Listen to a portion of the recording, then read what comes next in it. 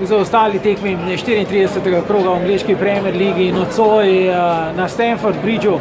Nova pomembna zmaga vodilnega Chelsea v boju za naslov po izjemni predstavi in zmagi v soboto v polfinalu angleškega pokala, torej nove 3 točke.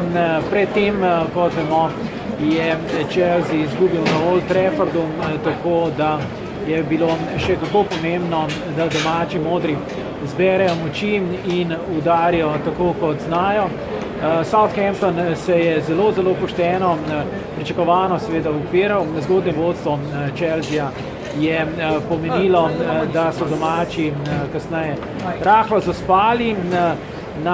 Na odmor se je šlo kljub vsemu s prednostjo 2-1, nato pa hiter zadetek na začetku drugega dela 3-1 in proti koncu tekme še 2 gola, vsak oziroma na obeh straneh po en, tako da je zdaj na potezi spet.